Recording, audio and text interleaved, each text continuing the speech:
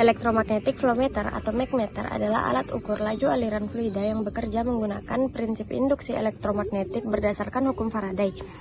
Alat ini digunakan untuk mengukur debit aliran cairan yang memiliki kemampuan mengantarkan listrik.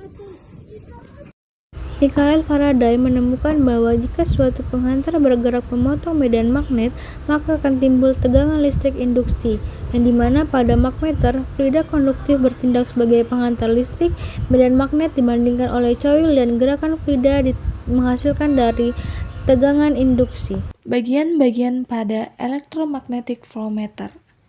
Yang pertama, elektroda sensor yang berada di sisi tabung aliran, yang berfungsi menangkap tegangan listrik yang terbentuk akibat aliran fluida, mengirim sinyal ke transmitter untuk dihitung menjadi debit aliran. Kedua, Cooper spiral atau electromagnetic coil, kuparan tembaga pembentuk medan magnet, yang berfungsi menghasilkan medan magnet di sekitar flow tube, membantu proses induksi elektromagnetik sesuai hukum Faraday. 3. Magnet atau sistem elektromagnet, yang berfungsi membentuk medan magnet tegak lurus terhadap arah aliran fluida, memungkinkan munculnya tegangan induksi saat fluida bergerak. 4.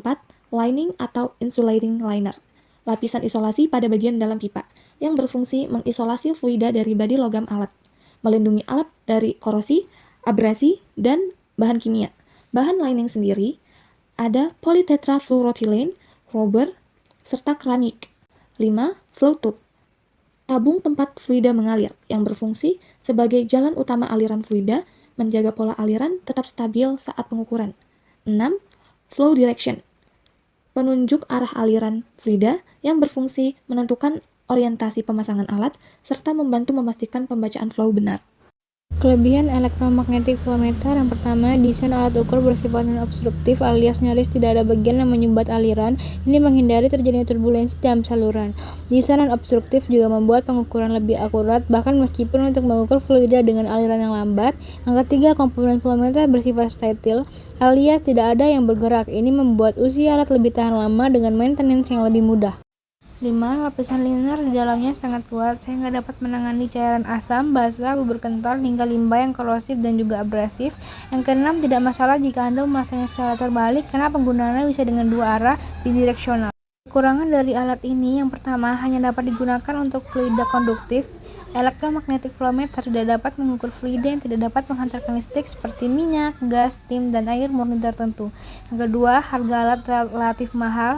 Biaya pembelian dan instalasi biasanya lebih tinggi dibanding dengan flow meter mekanik biasanya. Ketiga, alat ini membutuhkan sumber listrik, alat yang memerlukan suplai daya untuk menghasilkan medan magnet dan mengolah sinyal pengukuran. Keempat, pipa harus selalu penuh cairan. Jika pipa tidak terisi penuh, hasil pengukuran bisa menjadi tidak akurat atau error. Yang kelima, sensitif terhadap gangguan elektromagnetik. Medan elektromagnetik dari motor, inverter, atau kabel dengan tegangan yang tinggi dapat mengganggu pembacaan jika instalasinya tidak benar. Yang keenam, kurang cocok untuk fluida dengan konduktivitas yang sangat rendah.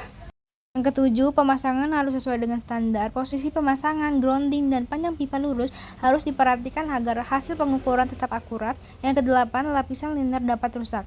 Walaupun tahan korosi, liner tetap dapat mengalami aus, retak, pengelupasan, terutama jika digunakan pada suhu atau tegangan yang terlalu tinggi. Yang kesembilan, tidak cocok untuk temperatur yang sangat ekstrim. Suhu yang terlalu tinggi dapat merusak elektroda maupun lapisan pelindung di dalam flow meter.